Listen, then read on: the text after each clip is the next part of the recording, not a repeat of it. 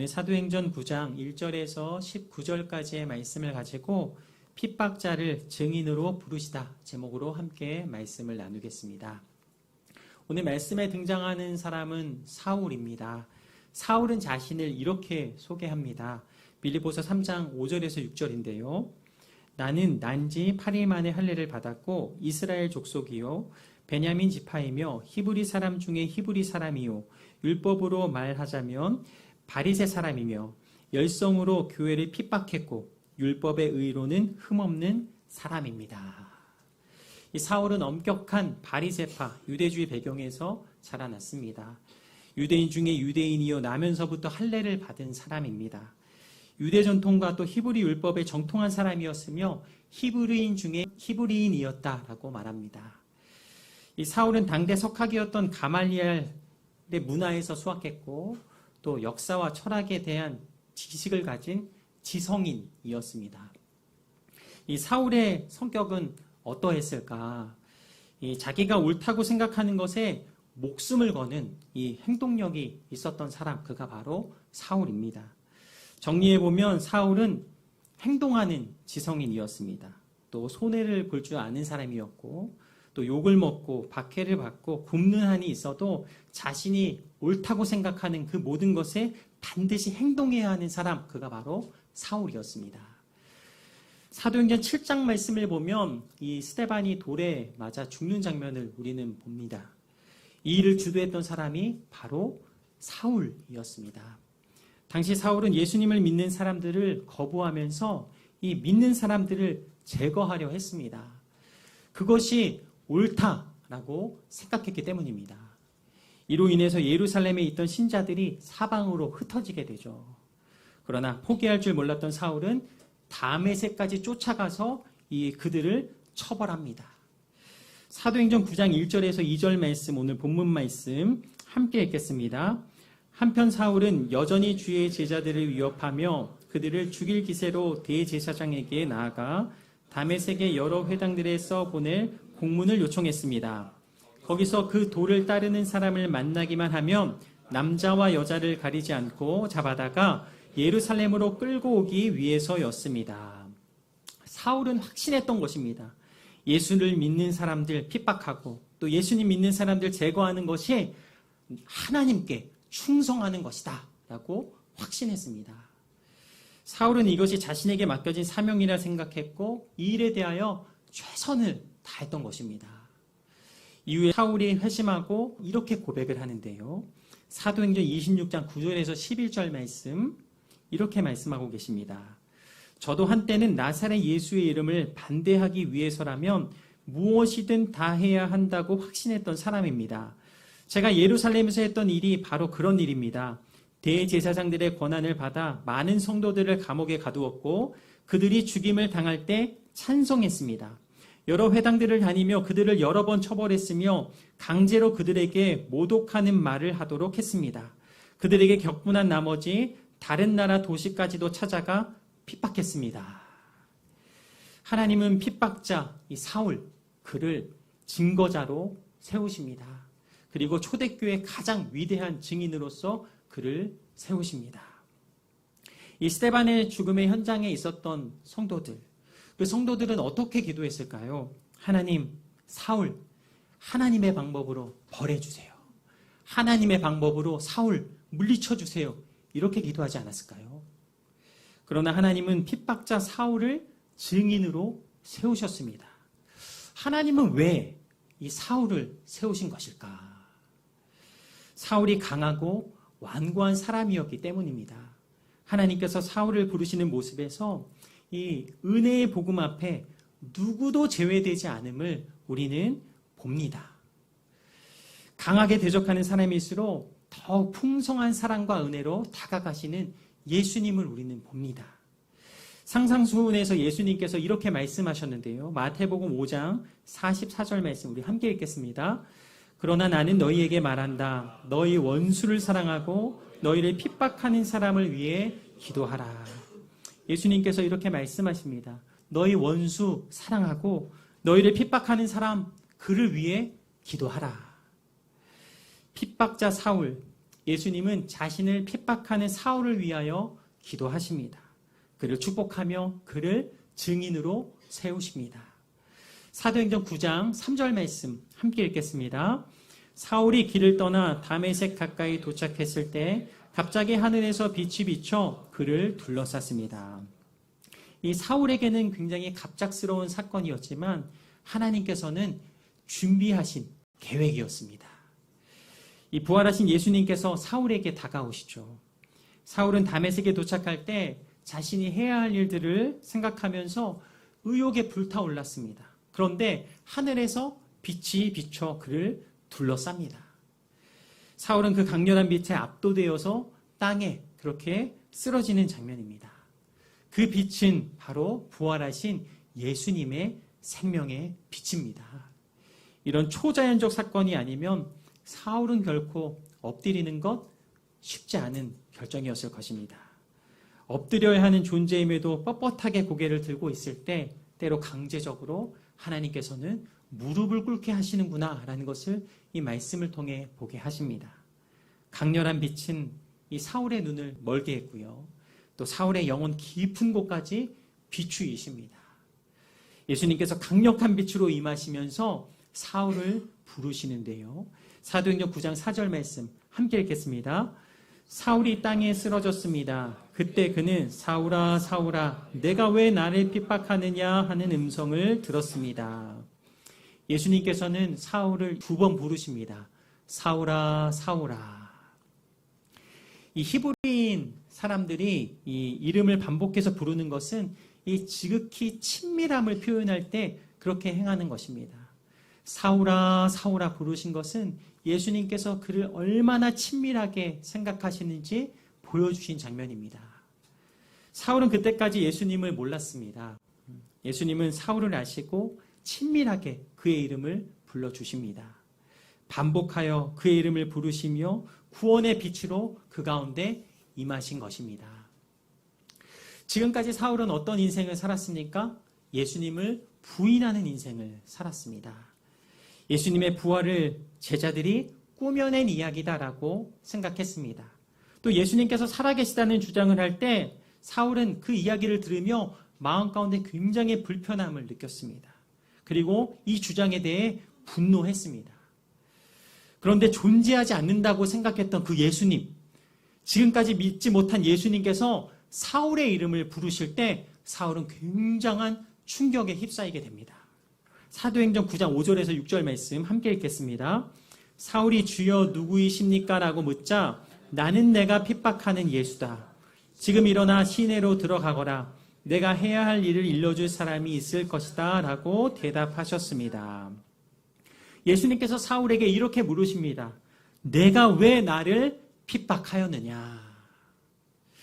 사울은 한 번도 예수님을 만난 적이 없습니다. 그러기에 자신은 한 번도 예수님을 핍박한 적이 없다라고 생각했습니다. 그런데 예수님께서 왜 나를 핍박하느냐 말씀하신 것일까요? 예수님께서는 예수님을 믿는 성도들을 핍박한 것을 예수님을 핍박한 것이라 말씀하신 것입니다. 성도들이 핍박을 받을 때 예수님은 그들과 함께 아파하시며 그 가운데 함께 하셨다라는 것입니다. 예수님으로 인해 핍박받는 삶을 살아가는 성도들과 예수님은 함께 하셨다. 우리 가운데 나는 예수님을 증거하며 내가 핍박받는 자리에 있습니다. 생각하시는 우리 성도님들이 계십니까? 오늘 이 말씀을 통해 위로가 되시기를 축복합니다. 여러분은 혼자가 아닙니다. 예수님께서 여러분과 함께 하시며 여러분이 핍박을 받으실 때 예수님도 함께 아파하십니다. 예수님께서는 사울에게 이렇게 물으십니다. 내가 왜 나를 핍박하느냐? 예수님은 사울에게 이 모든 상황을 모르셔서 물으신 것이 아닙니다. 자신이 인격적으로 생각하도록 예수님께서는 그에게 질문하신 것입니다. 그가 돌이켜 다시 한번 삶을 예수님께 나아오도록 그에게 물어주신 것입니다. 하나님은 우리의 이름을 기억하십니다. 한 사람 한 사람 개인적으로 우리의 이름을 불러주십니다. 예수님께서 우리의 모든 이름을 불러주셨기 때문에 구원의 빛으로 이 자리에 나오게 된 것입니다. 하나님께서는 아브라함아 아브라함아 부르십니다. 창세기 22장 11절 말씀 이렇게 됩니다. 그때 여호와의 천사가 하늘에서 아브라함을 불렀습니다. 아브라함아 아브라함아 그가 대답했습니다. 제가 여기 있습니다. 또 하나님께서 시내산에서 모세를 부르실 때도 모세야 모세야 부르십니다. 모세를 개별적으로 부르시는데요. 출애굽기 3장 4절은 이렇게 됩니다. 여호와께서 모세가 자세히 보러 오는 것을 보시고 떨기나무 가운데서 모세야 모세야 하고 부르셨습니다. 그러자 모세는 제가 여기 있습니다 하고 대답하셨습니다. 하나님은 우리의 이름을 기억하시며 이 자리에 불러주신 줄로 믿습니다. 나를 기억하시는 주님, 나는 그 주님 앞에 어떻게 나아가야 할까요? 이 아담이 타락한 직후에 하나님께서는 아담의 이름을 부르시며 이렇게 물으십니다. 창세기 3장 9절 말씀인데요. 이렇게 말씀하십니다. 여호와 하나님께서 아담을 부르시며 내가 어디 있느냐 하고 말씀하셨습니다. 하나님께서 이렇게 물으십니다. 아담아, 내가 어디 있느냐? 하나님께서 아담이 어디 있는지 모르셔서 물으신 것일까요? 자신이 왜 숨는 처지가 되었는지 하나님께서는 물으신 것입니다. 내가 왜 숨는 처지가 되었는지 생각해 보라는 하나님의 질문인 것입니다. 예수님께서 사울에게 질문하신 것은 자신의 악함을 스스로 깨닫도록 그렇게 물으신 것입니다. 예수님께서 우리의 삶을 이끄실 때 예수님은 우리의 삶을 인격적으로 이끄시며 인도하십니다. 사울은 지금 눈이 멀어서 아무것도 볼 수 없습니다. 사람들에게 이끌려 그렇게 다니고 있습니다. 예수님을 만난 사울은 다메섹으로 들어가는 길에 3일 동안 먹지 않으면서 그렇게 금식하며 기도합니다. 이 기간을 통하여서 다시 한번 그의 인생을 새롭게 하시는 것입니다. 이때 사울을 위해 아나니아를 준비시키시는데요. 사도행전 9장 11절 말씀 함께 읽겠습니다. 주께서 아나니아에게 말씀하셨습니다. 너는 어서 고든길이라고 부르는 거리로 가거라. 그리고 그곳에 있는 유다의 집에서 다소 사람 사울을 찾아라.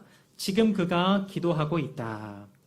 예수님께서 아나니아에게 이렇게 말씀하십니다. 사울을 찾아라. 그가 지금 기도하고 있다.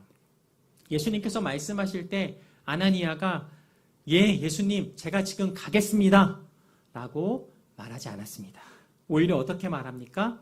사울이 어떤 사람인 줄 제가 너무 잘 압니다. 사울은 성도들에게 온갖 해를 끼쳤던 사람입니다. 사울은 성도들을 잡아가려고 이곳에 온 것입니다. 아나니아는 제가 그곳에 가기에 예수님 저 불편합니다 라고 거절한 것입니다. 당시 사울에게 핍박받던 이 성도들의 마음을 이 아나니아가 대변하여서 대답한 것입니다. 핍박자, 나는 용서할 수 없다.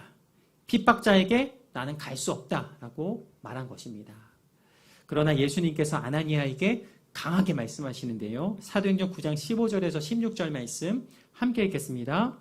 그러자 주께서 아나니아에게 이렇게 말씀하셨습니다. 가거라. 이 사람은 이방 사람들과 왕들과 이스라엘 사람들 앞에서 내 이름을 전하도록 선택한 내 도구다. 내 이름을 위해 그가 얼마나 많은 고난을 당해야 할지 내가 그에게 보여줄 것이다. 아멘. 저는 이 말씀을 읽을 때 이 가거라 이 부분을 얼마나 힘주어서 말씀하셨을까라는 생각을 해봅니다. 예수님께서 이렇게 강권하십니다. 가거라. 이 사람은 이방 사람들과 왕들과 이스라엘 사람들 앞에서 내 이름을 전하도록 선택한 내 도구다. 내 이름을 위해 그가 얼마나 많은 고난을 당해야 할지 내가 그에게 보일 것이다. 사울을 부르신 것은 어떤 부귀 영화를 누리라고 부르신 것이 아님을 그에게 명확하게 말씀하십니다. 내가 복음의 도구로 그를 선택하여 부른 것이다 라고 아나니아에게 명확하게 예수님께서 그 뜻하심을 말씀하십니다. 예수님의 말씀을 듣고 아나니아는 그때서야 순종하게 되죠. 사도행전 9장 17절에서 19절 말씀 함께 읽겠습니다. 그리하여 아나니아는 그 집을 찾아 들어가 사울에게 손을 얹으며 말했습니다.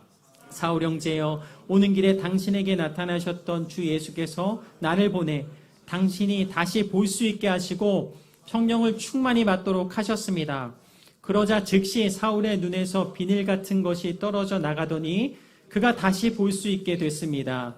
그리고 그는 일어나 세례를 받은 후 음식을 먹고 기운을 되찾았습니다. 사울은 다메섹에 있는 제자들과 며칠을 함께 지냈습니다.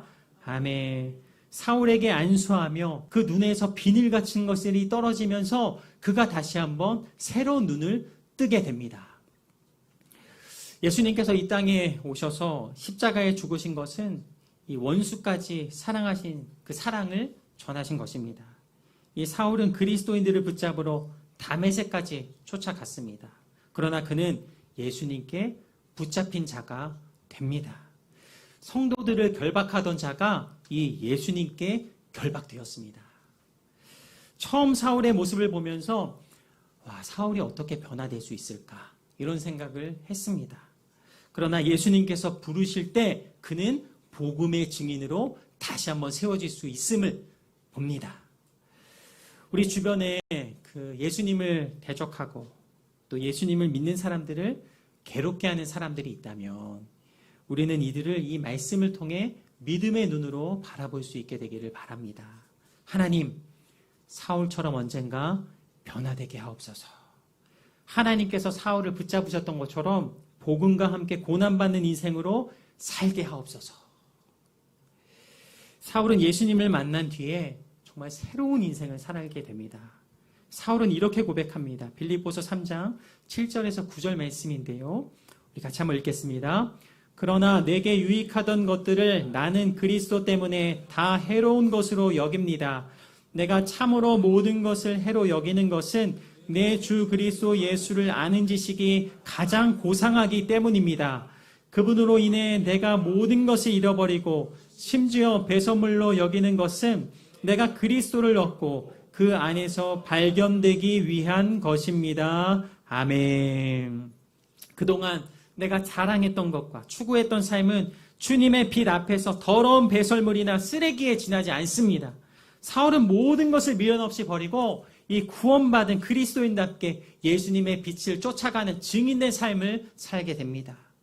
그로 인해 사울은 숱한 도전에 직면하게 되는데요. 이 고린도후서 11장 24절에서 27절 말씀은 이렇게 됩니다. 함께 읽겠습니다. 유대 사람들에게 40에 하나 감한 매를 5번이나 맞았고 3번 채찍으로 맞았고 1번 돌로 맞았고 3번이나 파선을 당했고 밤낮 꼬박 하루를 바다에서 헤맨 적도 있습니다. 나는 수차례에 걸친 여행에서 강의 위험과 강도의 위험과 동족의 위험과 이방 사람의 위험과 도시의 위험과 광야의 위험과 바다의 위험과 거짓 형제들의 위험을 겪었습니다. 나는 또 수고와 곤고와 종종 자지 못함과 배고픔과 목마름과 때로 굶주림과 추위와 헐벗음 가운데 지냈습니다. 사울이 예수님을 만나서 정말 예수님을 따라 삶을 살아가기 위하여서 우리가 상상할 수 없는 고통과 고난을 당했습니다. 그러나 그는 참수형을 당하기까지 복음을 포기하지 않았습니다. 사울을 부르신 예수님께서 오늘 이 자리에 저와 여러분을 부르신 줄로 믿습니다. 사울을 부르신 예수님은 우리를 부르시는 동일하신 예수 그리스도이십니다. 오늘 본문의 사울은 곧 우리 자신입니다. 예수님께서 우리 이름을 부르시고 구원의 빛으로 우리 가운데 임하셨습니다. 어둠 속을 헤매던 나에게 예수님께서 찾아오셔서 구원의 빛으로 임하여 주셨습니다. 저는 말씀을 준비하면서 이렇게 기도했습니다. 예수님을 위해 나아갈 때 용기 있게 나아가게 하시고 예수님을 위해 멈춰서야 할 때 주저없이 멈추게 하시며 오직 나의 삶이 이 세상의 어둠을 밝히며 예수님의 빛을 비추이는 증인으로 살게 하여 주옵소서. 사울과 같이 이 부르심을 따라 온전한 복음의 증거자로 살아갈 수 있는 우리 홍콩 온누리교회 모든 성도인들의 삶이 되시기를 축원합니다.